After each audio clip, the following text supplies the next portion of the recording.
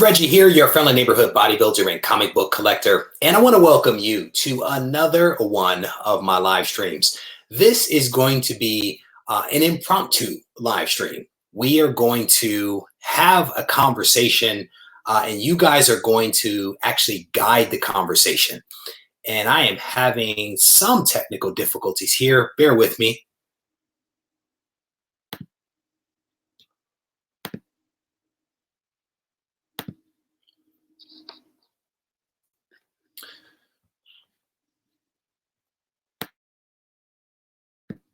Are you guys able to hear me in the chat there?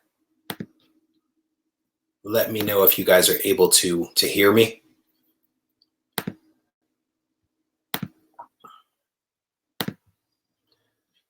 So we'll see whether this thing has sorted itself out, but that was not a very good start. All of a sudden, my ears went out, and that was just that was a little weird. It's a little freaky. I thought I was going deaf, and that is not a good thing. That is not a good thing. So thank you, Lex. I definitely appreciate that. Robotech says it's echoing. Hopefully that was corrected just a second ago. So again, we're using a new platform here, and I think this platform that I'm using is still in beta mode, and so I think that there are still some bugs and kinks that have to be worked out on their side, and certainly on my side as I'm still trying to learn this platform. But I want to welcome you guys. As I was saying, this is very much an impromptu live stream. I really have no agenda, but I wanted to jump on here because I had a few minutes and I wanted to mix it up with you guys and to let you guys kind of guide the conversation. So if you guys have questions, comments, thoughts, throw them up in caps so that we can spend a little bit of time talking about them. Let me say hello to some comic book soldiers who have joined me here in the room. My man, Comic Books NYC is here. It is good to see you, my friend. Grant is in the house. It is good to see you, my friend. He says, good to know that he's not the only person to show up super early. Well, what you guys know is that I put the time up and I oftentimes go earlier than what is anticipated, but I build that cushion in there just in case something goes wrong. And I was actually about to go live, and as I walked in the room here, I saw the wife drive up, so I went out to help her with the groceries and then ran back inside to start this live stream. So SJVR13, it's good to see you, my friend. Scrolling through some of the names here, my man Simon from across the pond is here. It's good to see you, my friend. Bake the Snake is in the house. Young T is here. Connecting Comics is here. Party Time Comics is here. It's a party, y'all. James Tomlinson, how you doing, my man? It is always good to see you. Chris Barrett, there you go. He said, did he win because he found the Lobo? He actually didn't find the Lobo, my friend. So I think the video that you found and the video that most people found was the video where the Lobo was already on the wall. What I'm looking for is the video where I actually unboxed the Lobo. And to be honest, there are many people, Grant included here in the room, who has gone back. I think he went back to February 25th, looking at all the videos. No one can seem to find it. And I know several people have actually gone back. I know you went back. Grant did it. Rye and his girlfriend both did it. Multiple people have gone back to watch these videos, and no one can seem to find the actual video where I'm like, hey, I just got this Lobo. No one can find that video. So I've actually called the whole thing off because I don't know. And I don't want to have people continue to look for something that we can't seem to find. I've looked several times myself and honestly cannot find this video. And so much to my chagrin, I basically called it off. And I actually gave away the mystery box to, I think it was Chuck, did an instant giveaway on the community tab a couple of days ago. That book or that mystery box was already shipped out to Chuck. So it's just a hot mess, And I was unable to find this thing, as were lots of people. So Brian C is here. It's good to see you. Jesse Tibbetts is here. Scrolling down through some of the comments here. Scrolling. Savage Dogs, how you doing, my friend? It is good to see you. Another Chris is in the room. It is good to see you guys. Mo is here. I think Mo Maya. That's the first time I've seen you. Welcome to the live stream, my friend. Scrolling through. Mushir is here. It is good to see you, my friend. Scrolling through some of the comments. Natasha, how you doing? It is definitely good to see you. Natasha is here in the room, so let's throw her up on screen so you guys can see her. Kevin Taylor is here. Just a little podcast. It is good to see you. Kirk, how you doing? He says he's listening while he gets some work done. So definitely good to see all of you guys.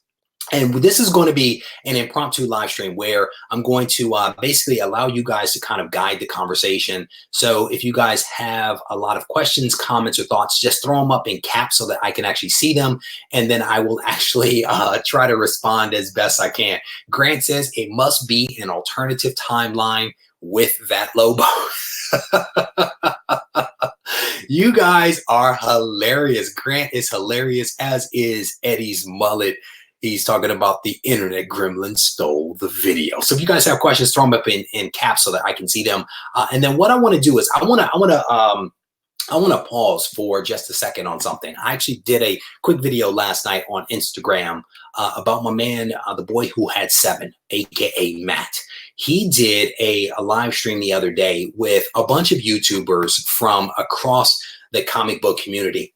And I watched this video. I actually heard about the video while I was going on the live stream, and then I've heard about it subsequently from subscribers who were actually watching this thing, who have gone back to watch it, and they were sending me messages. I sat down last night and I actually watched it, and I was touched. I was really touched, because what Matt was doing, the boy who had 7, was that he basically pulled together these Instagrammers who were able to share basically their origin stories about what it was that motivated them to jump on YouTube and what motivates them to keep going. And I was very inspired. I was very touched by these origin stories of people that had a desire to connect with other people in the community, right? Because their immediate friends and families don't necessarily understand comic books, but through the power of the internet, the power of the YouTube, we are able to connect with one another. And it was inspiring. It really was. And so I want to encourage you guys, if you get a chance to check out the boy who had 7, to follow him, to check out that live stream that he did. I think it's his 1,000 subscriber giveaway. I definitely encourage you guys to check it out and to follow the other individuals that are on that live stream, because if their story touches you, you should definitely try to reach out to those people, because you know, the comic book community is only as strong as we make it. And I think the more that we can extend the hand to someone else out there, the stronger we become as a community. So huge shout out to Matt and also the other panelists, because you guys did, it was fantastic. It really was. All right. So with that, I'm going to move on to see what questions you guys have here. Brian C actually has a question. So let's throw this up on screen as I read it. He says, I have a signed comic. Would it be better to use CBCS or CGC? Regarding signature authentication? It's signed 6 times, 30 years, the Marvel history. So if it were me, and somehow your message got truncated, Brian C, so I apologize for that. If it depends. It depends. If you want signature verification, you have to send it to CBCS, because they are the only ones that do signature verification authentication, right? And I think that they charge like $25. I don't know if it's $25 per signature or $25 for the first and then some other amount for the other, because what they are literally going to do is to verify each and every one of those signatures. And you will get the label that basically says that CBCS stands by the verification of those signatures. And so that is one route that you can go to like make it super official. If this is a book that is just going to be in the personal collection, you never intend to sell it, you just want to encapsulate it to protect it, then you can go CGC and you'll get the green label. And if you were to sell it, a lot of people don't dig the green labels. A lot of people look at green labels as an opportunity to jump into a comic at a lower value, because they typically sell for less, the same way a purple label does. So it really depends on you and what you are trying to get out of this thing.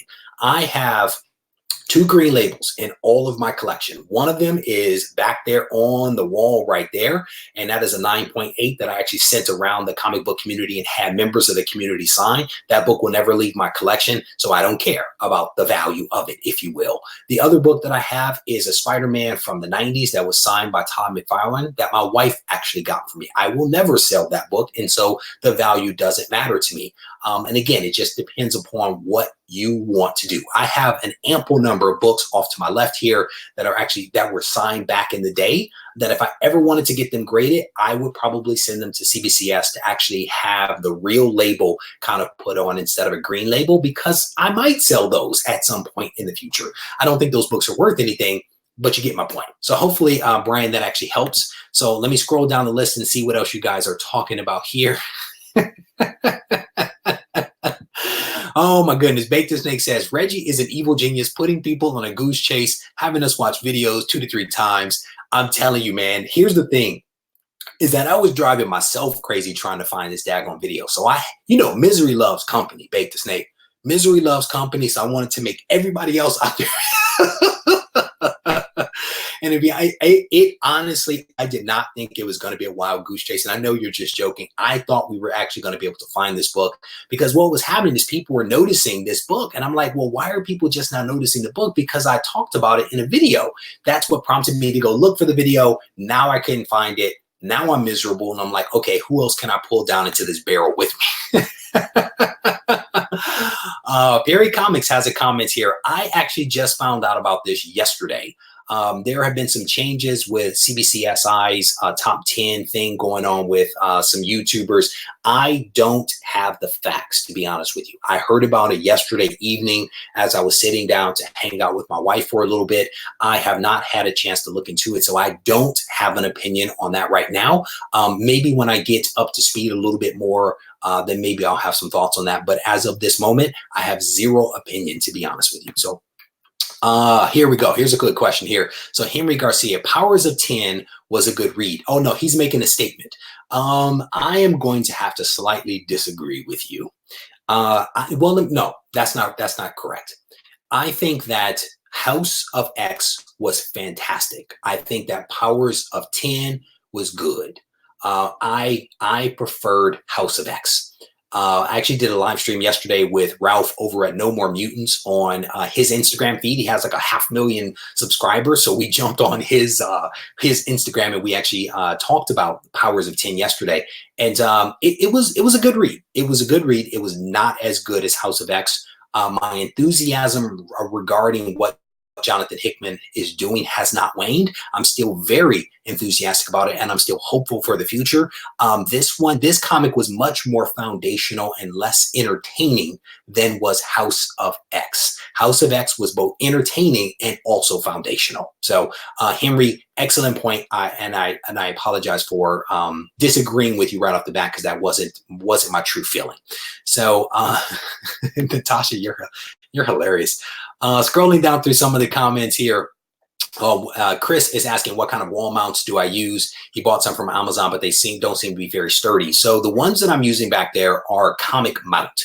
If you go to comicmount.com, that's who I use. I think the owner is Bill. Yeah, Bill and I have had lots of conversations behind the scenes. What I can tell you is that those comic mounts I think are really cool. You don't see how sturdy they are if you don't install them the right way. And if you search on if you search YouTube for Regie Collects room tour, if you look at room tour number 5, I actually talk about the mounts in that video. I do it in several other videos, but specifically in that video, I talk about like some do's and don'ts, if memory serves. What you have to do by and large with the comic mount is you have to make it smaller than the actual slab. The reason for that is because the materials that are used are flexible. And so if you make it slightly smaller than the actual slab, the material, the mount will flex to be able to really grab onto the slab pretty firmly and will hold it in place. You also want to make sure that you actually have the screw locked in place. There's a screw head, but then there is a square below the head, and you want to get that lined up with the groove of the mount to make sure that it stays flush and in place. Just a couple little tidbits there, but if you do it this way, you will have no problems. You will have zero problems with the comic mounts. I have them on my back wall and my front wall. I absolutely love this product. And no, I don't get paid for that. I just really like their product. So shout out to Comic Mount. Again, comicmount.com is who you want to check out. H Factor is in the house. It's good to see you. I am doing well. It is Friday. The weather is nice, and I am on here chatting with you guys. So scrolling through some of the comments here. You know what? Here's the thing. So Matt is asking a question here about what comic will end up being the first full appearance of Jane Foster as Thor. My feeling is that it is not the What If. It is not the What If, because I don't think that she was actually called Thor in the What If book that she appeared. I think it's What If 10. She was actually another character. And so much of the first appearance is driven by which comic do you have? Because if you have the What If, you're like, this is the true first, right? If you don't, you're like, it's this other thing over here. So a lot of it depends upon what you actually own. But again, one of the big things when it comes to first appearances is, does the character appear throughout the comic? Do they appear under the name that they actually have, right? Do they have some dialogue, et cetera, et cetera? And so given the fact that the what if doesn't appear in continuity, my assumption, my belief is that it is not the what if book. It is whatever that other book is, which I think I have. I think I have that one. Because again, I don't have the what if, so maybe. Never mind. Comic Books NYC says he was on that stream. Definitely check him out. I believe that Comic Books NYC is also the newest Patreon member to Regie Collects. A huge shout out to him. Good dude, good dude. He is he was on that panel that I was just talking about a few moments ago with the boy who had 7. So definitely check him out. Awesome guy. And again, every other panelist on there, I don't know all of them, but I know many of them. Good guys. So definitely check that live stream out if you guys get a chance. So scrolling through some of the comments here, he says that stream was a ton of fun. It looked like it was a ton of fun, man. I was sitting there like, man, these dudes are having a blast. You know, who knew origin stories could be so entertaining? So Jason is asking here, other than pressing, what do you do to clean your books? Jason, that's an excellent question that I plan to address in some follow-up videos. There were some things that I'm attempting to perfect with regard to cleaning comics. I have about 48 comics that are en route from CGC right now. The vast majority of those comics are 9.8s and 9.6s. Each and every one of them was hand-picked by me and then cleaned and pressed by me. So I feel very comfortable with my pressing techniques and my cleaning techniques, but there are some new concepts that I've been exposed to with regard to cleaning comics that I want to test out. I want to see how well they work before I go on camera saying, hey, this is how I do it. So I also am coming out with a video. I finished filming it earlier today, where I actually do a Q&A talking about things related to pressing of comics. So that video might drop next week, maybe the week after. I don't know. We'll have to see how things go. But it's basically a Q&A where you guys were able to submit questions to me via the community tab about pressing comics. One thing that I will mention is that you want to clean the book before the book is pressed. That is the one thing that I will say about the cleaning of comics. But Jason, stay tuned, because at some point, I will release a video on how to properly clean a comic. So scrolling through some of the things here, I guess Matt Ford just pointed out that authentication also is being done by PGX. I have never used PGX, so I would defer to you guys on that one. But I believe that is right, but I've never used PGX myself. So. And he says it's $25, says Party Time Comics. Let me show that comment there. And then another comment here. The mightiest of Matt says 25 for the first and then 15 after that. I guess that's for CBCS, maybe.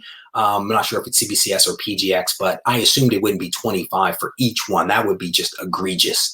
So Vika, how you doing, brother? It is good to see you as well. Scrolling through some of the comments here.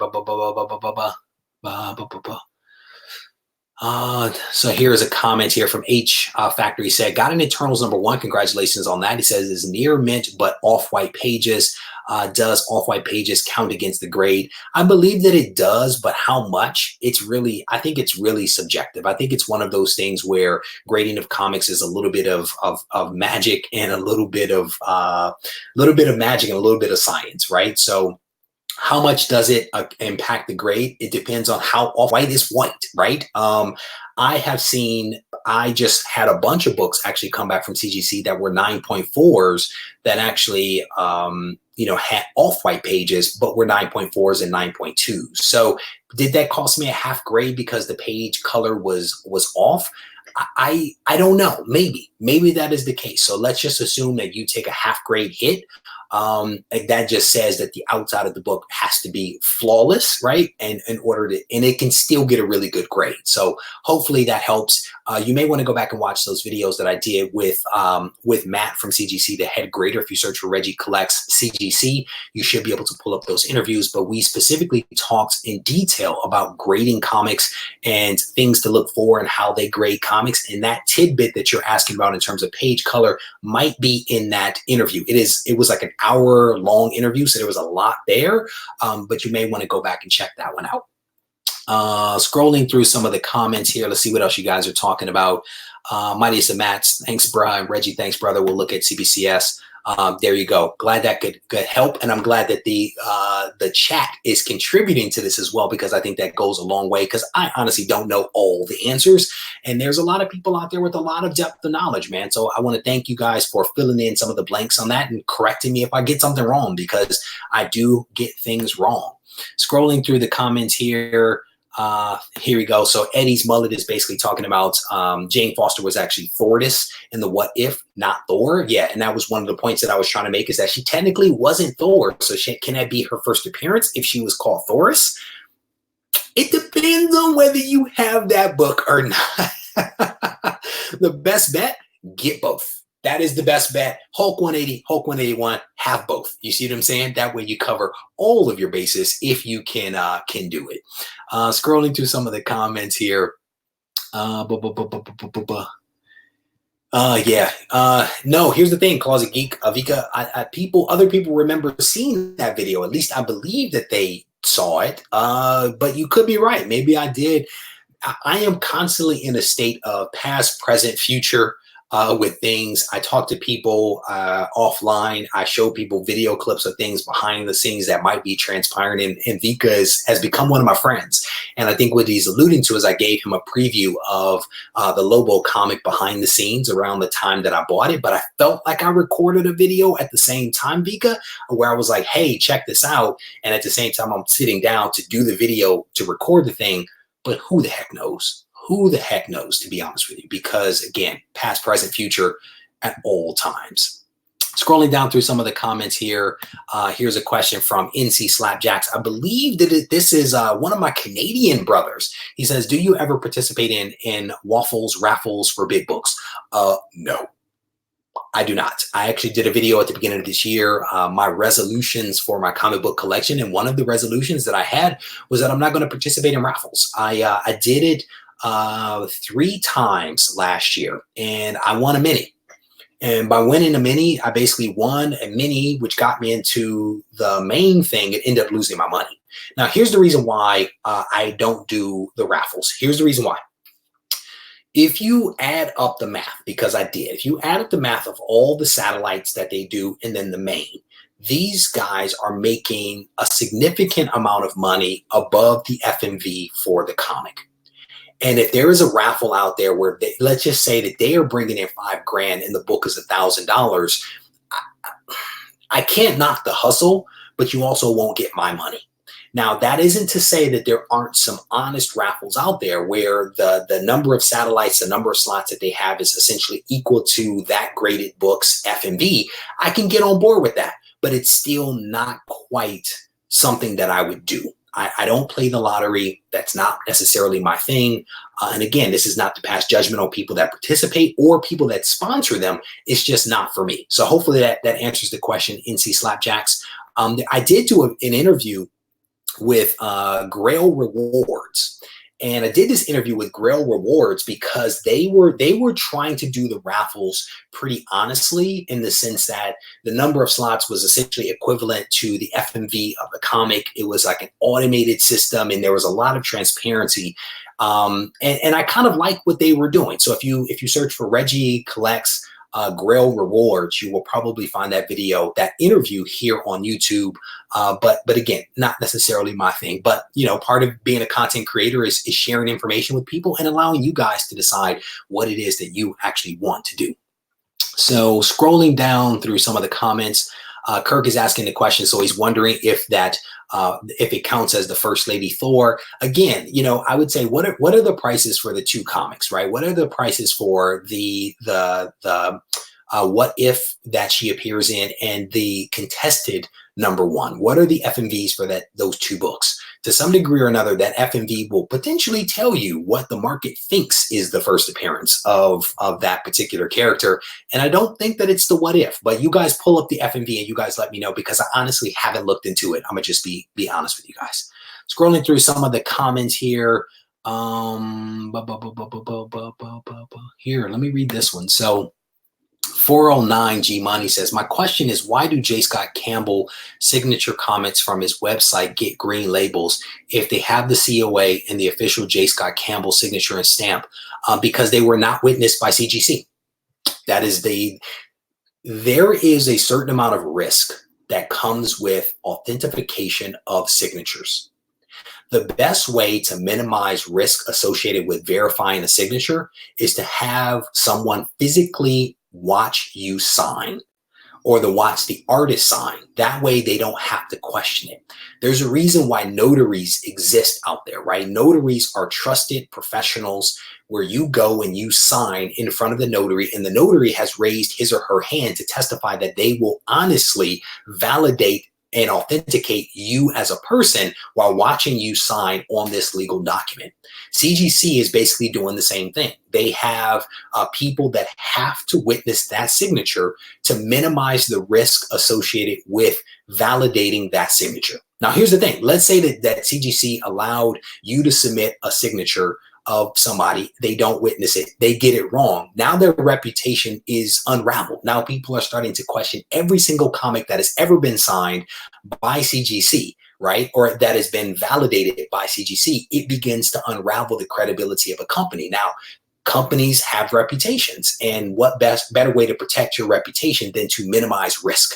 And so that's part of the reason why, right? I think it's Jack Kirby. Jack Kirby's signature is one of the most forged signatures out there, and so that there is a risk that is associated with looking at that signature and saying that is Jack Kirby. You know what I'm saying? So that's the reason why. Hopefully that helps. Hopefully that helps to kind of explain why. And CGC and I have actually spoken about this. I believe it is also one of the things that was actually captured in one of the 3 interviews that I did with them. So again, if you're curious, you can go back and watch some of those videos. It's not the first one. It might be the 2nd or 3rd video. But again, if you search for Regie Collects CGC, you should be able to pull up those interviews and check that stuff out. So hopefully that helps. Scrolling down through some of the comments here. Super honorable nephew. How you doing, brother? It is always good to see you. Says he just got off work. It is good to see me. It is good to be seen. That is... That's what cats used to say back in the day. It's good to be seen. Here you go. Bait the Snake is like, don't believe the hype. I mean, this is honestly one of the things. And if you listen to my video, Spec Gone Wild, we are during an unprecedented phase right now of speculative hype with phase 4 and the possibility of phase 5. You guys have to look at this stuff beyond just the hype and ask yourself some really difficult questions, because honestly, content creators are having fun speculating on some of this stuff because we have to create content and it's fun. But at the end of the day, as the consumer, you have to decide, what is it that you want to believe? What is it that you are going to support? And where are you going to put your dollars? You know what I'm saying? And again, if you can pick up that what if for like $10, $20, great. $100, $200, I don't know. I struggle with that one. So cool cover though. There you go. Kirk is like, cool cover though. Then there you go. Here's another comment that kind of piggybacks on something that we were just saying a little while ago. In fact, you might as well not even honestly send in your certificates of authenticity to CGC, because it really doesn't matter. That really does not matter. I don't even know if they send it back. They may actually throw it away. So it really doesn't matter. But again, if you want to send one of those pre-signed J. Scott Campbell comics in, you probably want to send it in to CBCS, because they will verify the signature. And I think we just heard that it's $25 for the first signature, $15, I think, for the signatures after that. That is a good way to go. That way you can have a validated signature. Otherwise, you're going to get green label from CGC. Here we go. So here's a comment from Donald. He said, do you ever read old Hulk comics? A friend of his just gave him a large collection of Hulk comics that they found, 2 big boxes. So I am not the biggest Hulk fan, to be honest with you. What was surprising though is that when I look back at my comic book collection from my childhood, I surprisingly had a healthy number of Hulk comics. So like, what is it? When Dale Keown was actually doing Incredible Hulk 377, that iconic cover, I actually have that comic. He signed it in the middle, right in the middle of the Hulk's silhouette. 1992 was his date. So I have a couple of comics before that, a couple of comics after that, all in this tight band around the 92 time frame. But outside of that, The most Hulk that I've ever bought was most recently. I bought some Red Hulk in like 2006-ish when I was in the hobby, and then Immortal Hulk. I've been heavily into that, but outside of that, not the biggest Hulk fan. Well, besides Hulk 180 and 181. So I definitely am a big fan of that. So here we go. Here's a comment from Comic Books NYC talking about the comic mounts. There you go. They also work. There you go. Yeah, the comicmount.com. My man Bill makes a really good product. So if you guys get a chance, you definitely want to check that out. Gotta ask. He says, gotta ask if Hulk 180 or 181 is in that Hulk collection. Yes, I actually have I have 2 copies of 180 and 181. I hedge my bets. But you also have to remember, I bought most of those books almost 2 years ago. That's when I went ahead and picked those books up. I just recently got a second copy of 180. It's a lower grade of 180. I'm probably going to send it into CGC sometime soon. But my other 180 is actually right in front of me. It's actually 7.0. I have a 181 5.0 signed by Stan Lee, and then I also have an 8.5 181. Hide that one. So here's a Robotech is asking about Batman Last Night on Earth. Seems like a good read. I have not had a chance to check that out. I've been reading a lot of this House of X, a lot of X-Men stuff as of late. So I haven't done much with DC because I've been very, very focused on X-Men. I'm like hot and heavy when it comes to X-Men. So at some point, I will definitely get around to reading some of those Batman stories. The thing is that there's so many really, really great Batman stories, and I'm so behind on them because I'm like new to Batman.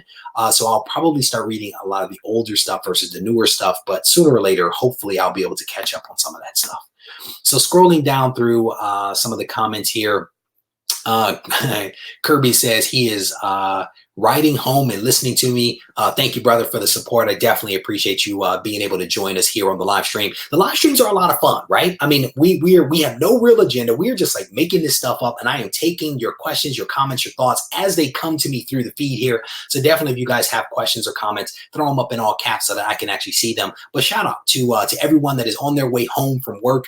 Shout out to everyone that has already started the weekend that is listening to me on the live stream. I appreciate all you guys. Shout out to everyone that's downloaded the podcast, right? Because we are up to over 500 people on the podcast. We launched this thing, less than a month ago, and we have 500 people that are on Podbean that are actually accessing the podcast on a regular basis. There's also the people on iTunes and Google Play and all that other old stuff. But yeah, definitely doing really well with all the support. And I definitely appreciate all of you guys. So scrolling through some of the comments here, seeing what else you guys are talking about. Here we go. The mightiest of Mats, he's basically saying that it's been confirmed that Thor #1 is indeed the #1 first appearance of Lady Thor, probably because, I mean, it's in continuity and all that good stuff. She appears throughout the comic. They actually call her Thor.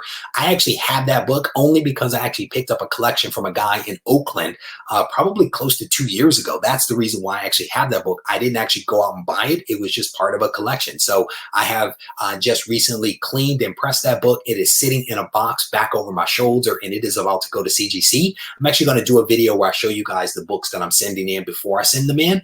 But that book is over my shoulder, and it will be going in. So scrolling through some of the comments here. And let me wait. So here, Kirk is asking, can I talk about FF48 for a minute? He's been wanting that for a while, but he's unable to pull the trigger. So I actually had a conversation with a guy a little while ago on Instagram asking me questions about like Silver Surfer and whether Galactus was going to make an appearance. I literally have videos that I did 2 years ago where I was speculating on the cosmic stuff. And so I actually, because I did cosmic stuff, I went out and bought a lot of these first appearances of like the Beyonder, the Beyonders, Eternity, Infinity, Lady Death, Galactus, Silver Surfer. I went out and bought a lot of these first and early appearances of these characters because I believed back then 2 years ago that we were eventually going to go cosmic. My belief that we are going to go cosmic is as strong now as it was then. The question becomes when and how will it happen? Fantastic Four 48, 49, and 50 is a fantastic read. It is a fantastic read, and it is some fantastic art from Jack Kirby. Do I have them on the wall? No, I don't have any of them on the wall at the moment, but I am a huge fan of the Galactus trilogy. I picked it up I think I have 2 copies of each one of them because, again, I started this speculative stuff happening 2 years ago. I picked up 2 copies of each one of them. They are only 2 of them are slabs. I think one of my 48s is slabs and one of my 49s is slab. The others are all raw. I love it. I love it. If you can find it for a good price in good shape, I say do it. And a good price is a relative thing, right? Because everyone wants to charge graded prices for raw books, so it can be tough. But there are deals out there if you look for them. Potentially not on eBay, but you want to try to look for them. And I actually have a video. I think it's called Secret Hunting Ground or something like that. If you search for Regie Collects Secret, you should pull up a video where I actually talk about some methods that I employ to find comics outside of like eBay. There are places to find comics, and so you definitely want to check that out. So hopefully, Kirk, that helped. If not, brother, post up another comment or send me a message to RegieCollects@gmail.com, or preferably Regie Collects on Instagram. That way we can mix it up and have a little bit of an additional conversation that may directly answer some of the questions that you may have. So I'm scrolling through some of the comments here.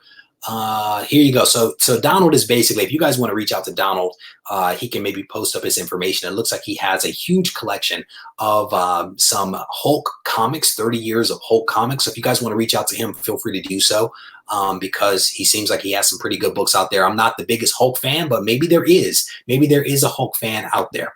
So Eddie's Mullet has this question for me. Eddie, I actually answered your question in the Q&A video that I'm doing on pressing comics, so stay tuned for that when I drop that video. But if you look at the video that I released related to pressing is a 3-part series.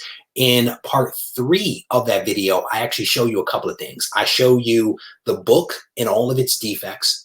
I expose the book to the moisture bath and I pull it out and I show you how the book looks in. I then put the book in the press and I show you the book after the press. So I show you the entire process, beginning, middle, and end. And many of the books, as I mentioned, have gone off to CGC and have actually come back as 9.8s and 9.6s. So check out part 3 of the pressing video series that I released a couple of weeks ago, because I think that will actually help you. All right. And again, you asked some other questions on the community tab that I think I also answered to some of those questions as well. So, so here's a question from Kimball. Is asking about when I get around to buying that AF-15, am I going to go for a raw copy or a slab copy? More than likely, it'll be a slab copy. More than likely. I have access to a healthy number of dealers that I become friends with, that when people are looking for books, I refer these guys there. When I need a book, I kind of go get it from them. So at some point when I buy it, it will probably be a slabs copy of Amazing Fantasy 15, somewhere between a 1.8 and a 2.5, I think is where my sweet spot is going to be. But as the price continues to go up, we may slide. We may slide down to a 1.0 to a 1.8 or to a 2.0. We'll see. We'll have to see what it looks like. But thankfully, because I have these relationships with these dealers, many of them will offer the book to me at FMV, which you can't really ask for more than that, right? So hopefully that helps answer that question. So scrolling down through some of the comments, and I missed a lot of them, so I have to apologize. I may have to scroll up and see if I missed any. So there's a question here about facsimile covers or facsimile comics. Scrolling. If you guys have questions, hit me up, throw it up in all caps so that I can actually see it and be able to address your questions. Christopher kicking himself. He says sold all of his Golden Age comics in the 90s. Yeah, brother. I think we all kind of kick ourselves on some of the mistakes that we've made. I actually gave a book away to somebody, and then like 2 weeks later, that book was like on a hot list. And I was just like, somebody got lucky. And it wasn't me. Oh, man, look at this. Oh, wow. Almost won the first 5 pages of Lobo 1 original art on Comic Link 10 years ago. Wow.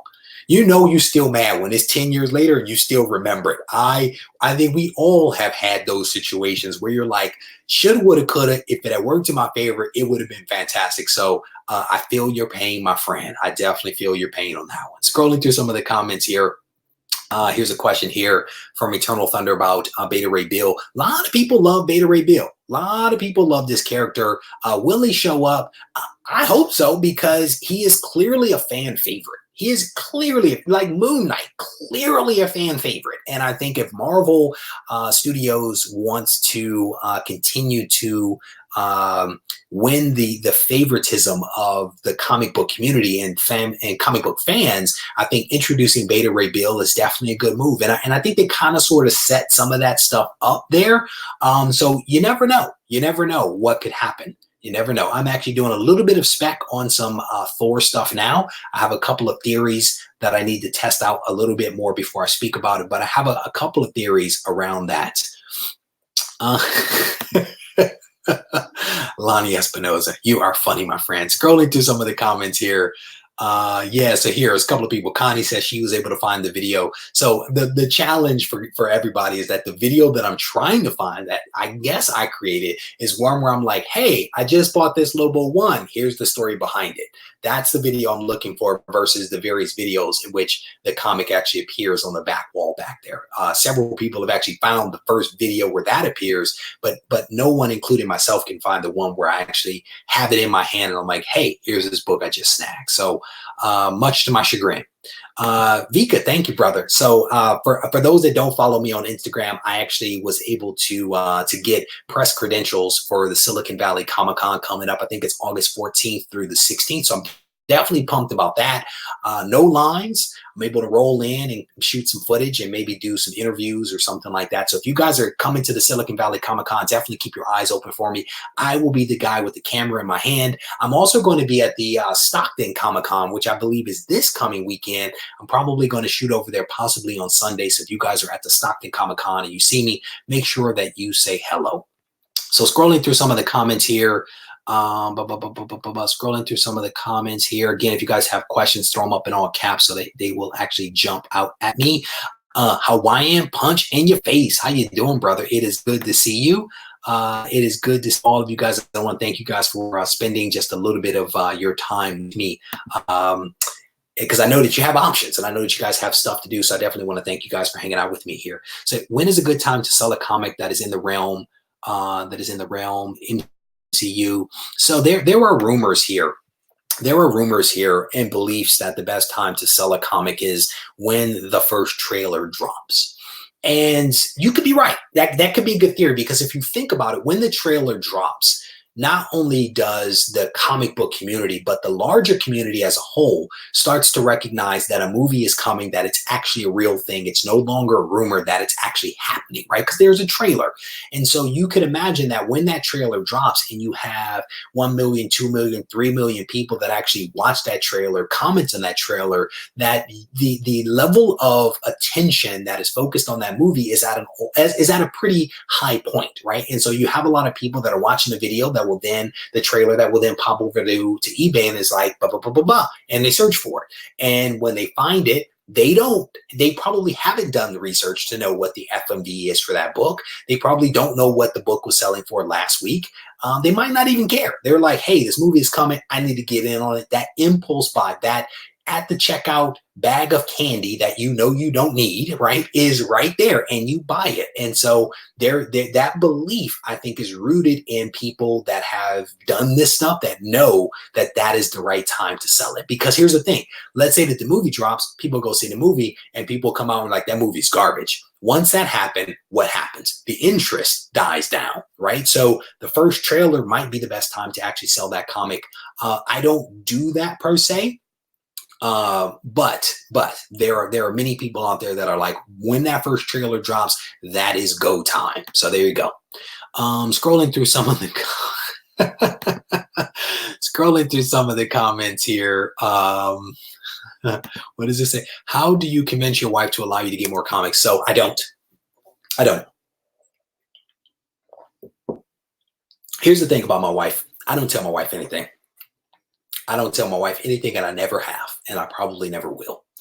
My wife is pretty darn independent. You know what I'm saying? And she is the one that actually pushed me into comics. Why? Because when I stopped competitive bodybuilding, she knew that if I did not have a hobby, I was going to drive her up a wall, because I was going to have too much free time. And so she actually went out and bought me a collection. She was like, you need to start collecting again. You need something to do with your time. And while I was away for business one time, she actually bought me a collection. And by the time I came back into town, she was out of town. And she said to me, do you want your Christmas present early? I don't know anyone that says no to that. So I said, yes, I want my Christmas present early. She's like, go out to the garage, open the cabinet, and there you go. So I go out to the garage and I open up the cabinet. These cabinets I had just had installed like not too long before that. And she basically gift wrapped the inside of the cabinet. So I tear away the wrapping, and inside that cabinet are stacks, short boxes of comics. The entire cabinet has been filled up with comics. She went out, she bought a collection, she stuck it in there, and she set it up beautifully. I then spent the next 3 weeks basically merging my two collections, my original collection from my childhood and this collection that she had bought me. I spent weeks merging them, cataloging them, et cetera, and I have been hooked ever since then. My wife never questions how much money I spend. Her big thing is make sure that you still balance life with the hobby. You know what I'm saying? So I'm always like, when like things happen, I'm like, I gotta go. I am oftentimes out there talking to my wife or spending time with my kids. If I'm not here in the room, I try to find a way to balance it. Outside of that, she doesn't care. She has no care in the world. She won't go to a comic shop. But she never complains when I'm like, babe, I got to make a run. She's like, I'll see you when you come back, and my son spends a little bit of time with me in comic shops as well. He oftentimes hits me up for money, for toys while we're there, or comics and stuff like that. But yeah, so there you go. So hopefully that answers the question, just a little podcast. So scrolling through some of the comments here. Scrolling through the comments here. Sorry. So here, Matt Forge is asking a question about cracking and opening the slab for regrading. I have never done it. For a couple of reasons. For me, like I have Giant Size X-Men #1, for example, that I know was never cleaned and pressed. That if I were to send it back in, it would probably go from a 7.5 to an 8.5. I know that in my head, so I don't feel the pressure to actually crack it and send it back in, I have many books in my collection that could probably be cracked, and resubmitted, cleaned and pressed, and resubmitted and come back at a higher grade. But in my head, there's always time for that. You know what I'm saying? The fact that I have the book is kind of sort of enough for me to know that I have it, and to know that it was never cleaned and pressed, and to know that there is some unrealized value in that comic. Now, if I were going to sell that comic, I would definitely send it in to be cleaned, pressed, and regraded. But I've never done it. And I may actually do it for the Thor comic that is sitting behind me. It's the first appearance of Adam Warlock in Thor. I think it's 165. That comic, I can look at it and know that it was never cleaned or pressed. So I may actually crack that one for the purpose of a video, and then send it in, have it be graded based upon my cleaning and my pressing, and see what it comes back at. So I may do that, but I have never done it. But I am definitely not against it. I think what you have to do is that you have to evaluate the cost. What is the cost to have that book cleaned, pressed, and regraded? And how does that cost match up with the FMV of the comic? If the FMV is negative, then because, let's just assume that you get it cleaned and pressed and the grade goes up a half to a whole, but the FMV doesn't offset that cost, then I wouldn't do it. If you can go up a half grade or a full grade, and the FMV is in excess of the cost to have that book cleaned and pressed, then I would absolutely pull the trigger. And so I think it comes back to the dollars and cents of it. Does it make sense? If it does, pull the trigger. If it does not, then hang on to it. Steve says he is listening to me on his way home as well. Thank you, brother, for supporting the channel. I definitely appreciate it. I'm scrolling through the comments here. So Snyder has a comment here. He says, do it, crack it open if you want a different company, or if you think you can bump the grade. I think you have to, again, as I was saying, look at the dollars and cents of it to make sure that it actually makes sense to actually do it before doing it. But yeah, it's your collection at the end of the day, and I think you have to do what makes sense to you and ultimately what makes you happy. But I think, to that point, you also have to look at what happens if you crack it, clean it, press it, and the grade goes down. So I actually bought a comic. I bought Amazing Spider-Man #50. You guys know it, iconic cover, and I wanted to have that book actually be signed by Stan Lee. I was able to get Stan Lee and also John Romita Sr. to both sign that book. I bought the book at a 7.5. Got the book, had them sign it, had it cleaned and pressed. The book came back at a 7.0. So there is always the potential for that book's grade to drop. I think what you have to do is you have to look at that book and ask yourself, are these pressable defects, right? Are the defects that I'm able to see through this plastic pressable defects? I think you have to look at the dollars and cents before pulling the trigger. And if you have questions about pressable defects and all that kind of stuff, head over to YouTube, search Regie Collects CGC. I actually did a video, an interview with the head grader over at CGC where we talk about pressable defects. What defects are pressable, which defects are not pressable. So if you have questions, definitely encourage you to do that. Now, the challenge, of course, is that you're looking at the book through the plastic and you're not looking at the naked book. So there is a little bit of challenge there with that, but it is doable. It is doable. So there you go. Scrolling through some of the comments here. Scrolling. Can I submit this? I think they would just chuck that, my friend. Young T is asking a question or making a statement here, or making a question technically. But again, he's saying some good stuff here, and I think it really depends upon what you are trying to accomplish with it. So scrolling through here. So Closet Geek Vika is asking a question. Anyone else hear about CGC and eBay teaming up for? Yeah, I think I actually talked about this on a live stream, and basically the way that this thing works is that as a buyer, you can have CGC look at a comic that you're thinking about buying on eBay, and they will basically give that comic a grade. Now, they don't give it an exact grade. They actually give it a grade range where it's like likely to be a 6 to an 8 or an 8 to a 9 or something like that. It's pretty wide bands that they give, but they basically will look at this thing, and if there are enough pictures, they can give you a grade range. If there aren't enough pictures, or if the quality of the pictures is bad, then they basically were like, we can't grade it and you'll get some of your money back. So there is a video where I go into a lot more detail on the channel about this. It was a live stream video, and it might be like CGC's new services. So if folks want to hear some of the more details about that, they can definitely check out that video, because I spent a healthy amount of time actually talking about that service probably 2.5 weeks ago. So there you go. A little late. It's okay though. You work hard. Yeah, there's definitely a video. A couple of people saying that they've heard about it. A couple of people saying that they didn't hear about it. Yeah, there's definitely a video. So go check it out if you guys have a chance.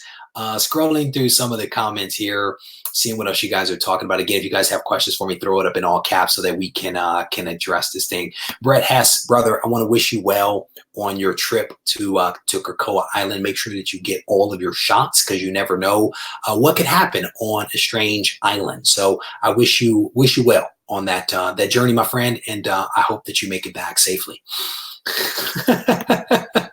Scrolling through the comments here, seeing what if you guys are talking about. You are hilarious. Caleb Comic Smurf Murph, it is good to see you, my friend. 90 MF Comics, it is good to see you guys. Again, if you guys have questions, throw them up in all caps so that I can actually check them out. Here you go. Here's a comment here. I always buy books with the intention of selling when the trailer drops, but then it gets too attached. Oh man, are you naming your fan subscribers the Simmons Gibbon? Oh my goodness. Kingpin Comics, you are hilarious. It is good to see you, my friend. Thank you for making me laugh. I definitely appreciate that. I choose to refer to the people that hang out with me as comic book swojas. I think that's good enough. We're going to call everybody a comic book swoja. So let me scroll through it and see what else you guys are. You guys are awesome. I'm actually going to do a video where I actually talk about the Gibbon. And the reason for that is that there's a lot of people that come to the channel that are like, what the heck is this Gibbon stuff? So Tina actually requested that I do a video on the Gibbon, and I think I'm going to do it as a slightly larger video where I kind of let new people in on the inside joke as it relates to the Gibbon. So I haven't recorded it. I'm still trying to organize it in my mind, but stay tuned. We may actually do something. Along those lines at some point. So here, let me go back to the comment section, because you guys are on a roll here. And there was a comment that I wanted to read that I actually missed.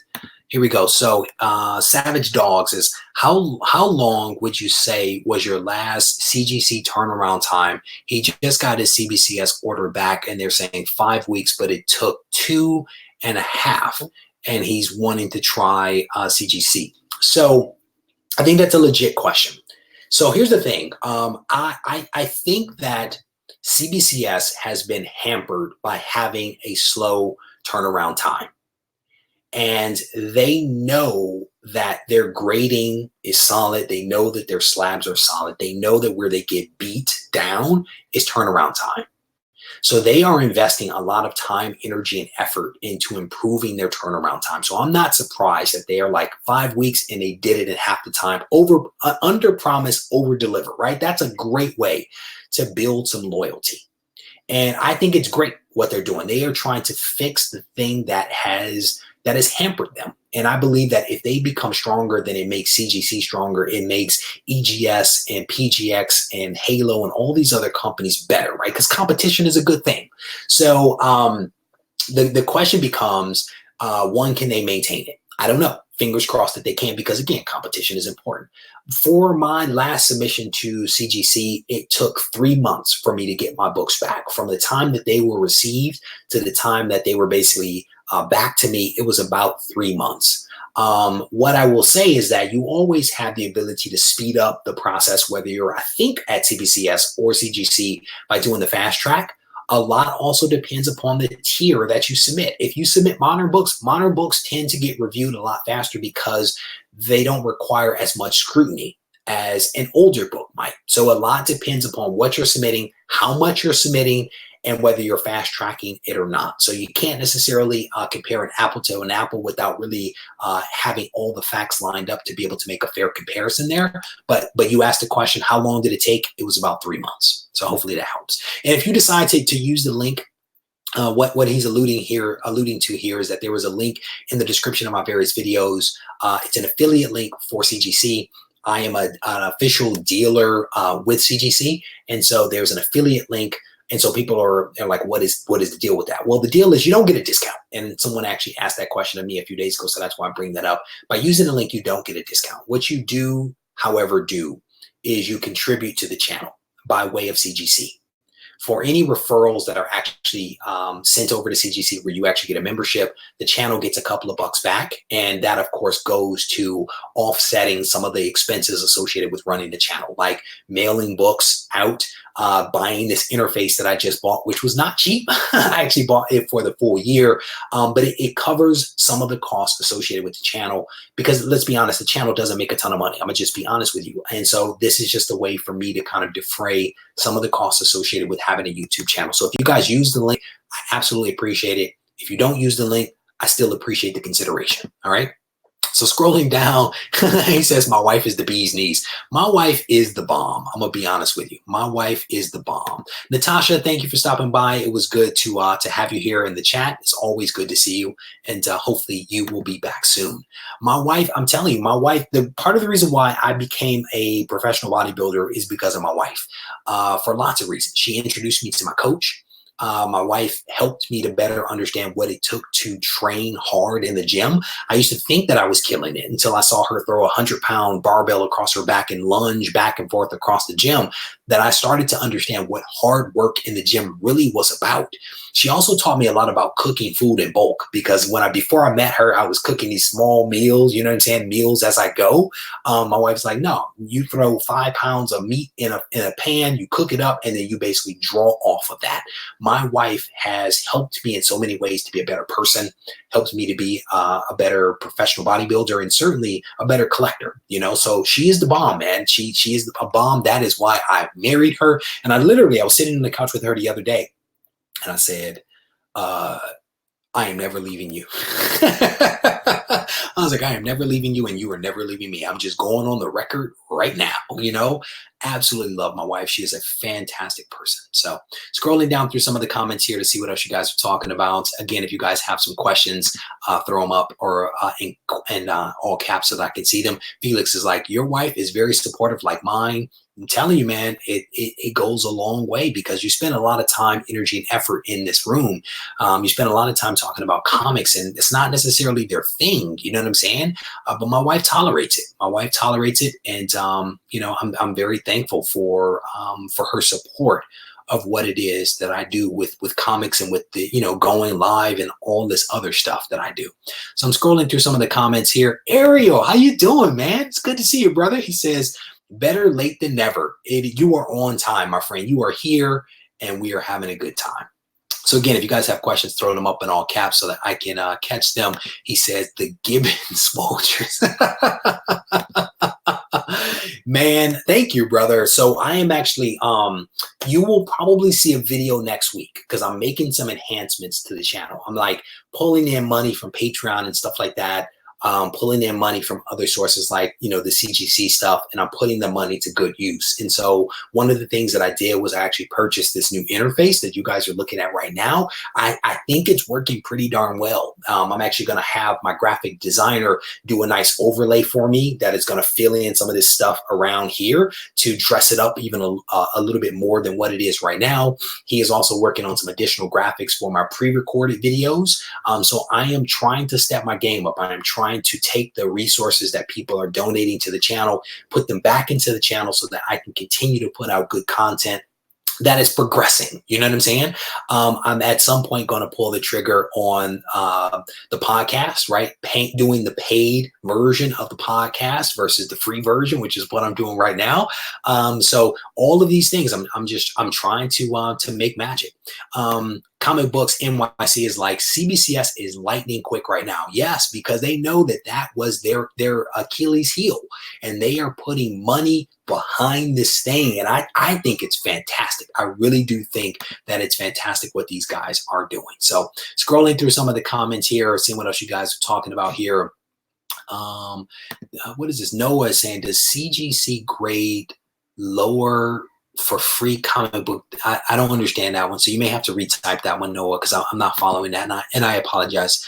I may just not be reading it correctly. So a couple of comments here about CGC. The Uncanny Kyle, it is good to see you. Thank you for joining the live stream here. He says, good morning. Where in the world are you, my friend? John's Comics with Kids is here. He's another one of those dudes that was in that live stream with the boy who had 7. So if you guys get a chance, be sure to check my man out. Last time I checked, he was at like 700 or so subs. Try to get this guy to 1,000. He is definitely a good guy, as is this guy that's up on the screen right now, Comic Books NYC. So shout out to both of you guys. Scrolling through some of the comments here, see what else you guys are talking about.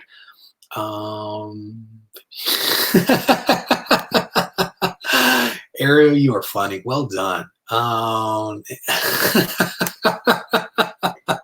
You guys are awesome. The question here is, Reggie, do bodybuilders have nicknames like wrestlers? They do. There's a guy known as the Blade and the Shadow and a bunch of other stuff. I don't use any nicknames. So any insights as to how to become a signature witness for CGC or CBCS?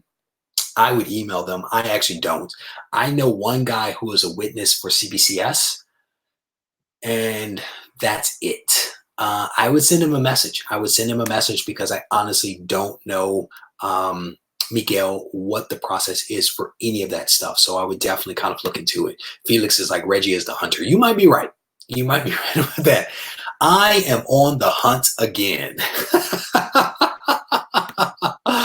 Jason, how you doing? He says, just started watching your videos this week. Well, welcome, my friend Jason. Welcome to the live stream, man. I can tell you for a fact that the live streams are a whole lot of fun. At least I believe that they are.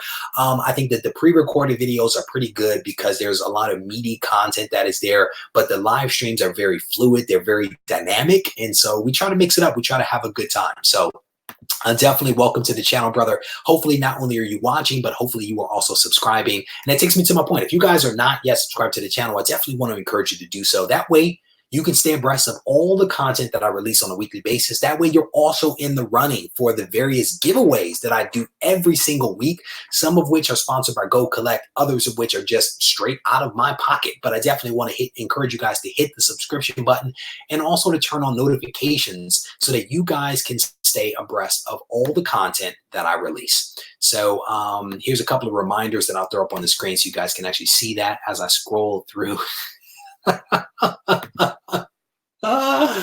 Oh my goodness. Jesse's like, my wife gives me a comic allowance like I'm a child. Yeah, brother, I hear you. Yeah, I hear you. I hear you. I hope you get emancipated one day, my friend. Nick Wolf is like, I've been watching you for months now, and this is the first time I've been able to join in on a live stream. Super stoked. Well, Nick, welcome to the live stream, my friend. As you heard me just say, the live streams are a lot of fun. They're very dynamic. They're very fluid. I am basically just making this stuff up. As you guys submit questions in, I am just reacting to what I see. So it's very fluid, very dynamic. I hope that you are enjoying it. And hopefully you hit that subscription button as well, my friend. I definitely appreciate that if you did. And we're going to pause here. We are joined by a legend. We are joined by a legend here. Comics with Bueller is in the house. My very good friend. We talk oftentimes behind the scenes, and I want to pause because I want to acknowledge his presence, but I also want to say happy belated birthday to you, brother. I had an opportunity to watch that live stream that you were a part of with the boy who had 7, and I learned that it was your birthday. I think it was that day. So I want to wish you happy belated birthday, my friend. I hope that it was a good day. I hope you're having a good day as well up there in the Pacific Northwest. It is good to see you, my friend. So scrolling through some of the comments here, seeing what else you guys are talking about. Scrolling says, Jason says, I love watching your hunting videos. The hunting videos are fun, man. They are fun. They allow people to live vicariously because I have an opportunity to hit up a lot of comic shops here in the San Francisco Bay Area. There's a lot of people out there that don't have as many shops or as high quality of shops as I have access to. So I think a lot of people really, really dig the hunting videos. And so I'm glad that they do because I have fun making them. And so I'm glad that you guys, enjoy watching them as well. So scrolling through some of the comments, I'm drinking a little bit of coffee over here myself, Comics with Bueller. Scrolling through the comments here, seeing what else you guys are talking about, trying not to miss anything. Favorite Spider-Man storyline, looking forward to Absolute Carnage. Man, it's hard. It's hard because a lot of the Silver Age stuff that I'm reading right now, they don't really have storylines, right? Like a storyline is like an issue or two. Most comics back then, they basically started and ended in the same comic. You know what I'm saying? So there really aren't these meandering kind of storylines that you can be like, it's this one. What I will say is that one of my favorite books is Amazing Spider-Man number 33. By far one of my favorite comics because of the moral story that is in that comic. I absolutely love it. If you guys haven't read Amazing Spider-Man 33, I definitely want to encourage you guys to read that one. I really enjoy a lot of the stuff that happened with like Doc Ock and Aunt May that was happening back in the day. So I don't know if that's a story arc versus, again, like a continuing saga, if you will, between Doc Ock and Aunt May and Peter Parker and Spider-Man. But that's probably another favorite of mine. But a lot of people are really stoked about this Absolute Carnage series that is coming out. I haven't read a whole lot about it, but what I will say is that Donny Cates can do no wrong. Right? Let's be honest. Donny Cates can do no wrong. I am a big fan of this guy. I already pre-ordered my Absolute Carnage number 1. And so we'll see what happens. I have a feeling that he's going to put his foot down and it's going to be dope and it'll all be good. Here you go. So Eternal Thunder is talking about the men's physique competition. So for those that don't know, when I talk about that I'm a professional bodybuilder in the IFBB, there are multiple divisions for men, and one of the divisions is men's physique. And so the idea with men's physique is that you are supposed to be like the average guy at the beach, right? The average guy that is in shape, not a 300-pound mass monster, but the average guy, right? And so, you're supposed to have broad shoulders, a tiny waist, and just an overall nice looking, attainable physique. That is what men's physique is all about. He says that he did a men's physique competition back in the day and did not place. I'll tell you, my very first competition that I did was the Simmons Peckham Classic in Michigan. The guy Simmons was not related to me, but it was the Simmons Classic, so I got a big kick out of that. And I was in this competition. It was my very first one. I stepped on stage at 165 pounds at 6 feet. And I was chiseled to the bone and hungry as all get out. I basically did my diet myself. I over dieted, stepped on the stage at 165 pounds at 6 feet. So I was definitely undersized and I placed 4th. I placed fourth in my very first competition, but I was hooked. I was hooked. And I continued to compete after that. I did a total of three seasons in the amateurs and then became a professional in my 9th show. In my 3rd season, I basically became a pro. And I can tell you, of the 3 guys that beat me in that first show, not one of them is a pro. Each one of them had great physiques, but not one of them ended up becoming a pro. And so I am very proud of what I was able to do in my short time as a bodybuilder. And at some point, I may actually step back on stage again. I'll have to get in shape because I have dad bod right now, but I may at some point actually step on stage again. We will see what happens with that. So scrolling through some of the comments here, shout out to my man Zorro. If you're trying to get some of those custom covers, shout out to my man Zorro for hooking me up with some of those things. So here we go, Nick. There you go. I am doing well, Nick. Thank you again for asking. Thank you for being part of the live stream. We're just in here kind of chopping it up, making some stuff up as we go along. So if you guys have questions, comments, thoughts, don't be shy about throwing them up there. So here we got Hydra Collectibles, who is my brother from across the pond. He is shouting out Craven's The Last Hunt, which is a story arc that I did not love. I did not love that story arc. I did not enjoy. I actually enjoyed Hunted. I enjoyed Hunted, which is in the current volume of Amazing Spider-Man, more than I enjoyed Kraven's The Last Hunt. Kraven's The Last Hunt was okay. It was not fantastic to me, but I think that's one of the great things of this hobby is that we are all free to make up our minds and decide what it is that we like, what we want to collect, and what resonates with us. So there you go. Good to see you, my friend. Oh, he's just throwing deuces. So I have not looked into this one at all. There's a question here from my man Ariel about the new Ghost Rider run coming out. I have not looked at it at all. I've been so underwater with X-Men related stuff that I have not paid attention to any of the other stuff out there. So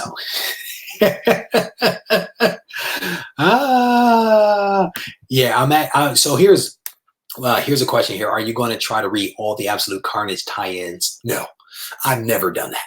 I'm gonna just be honest with you. I have never, ever read all the tie-ins for anything ever.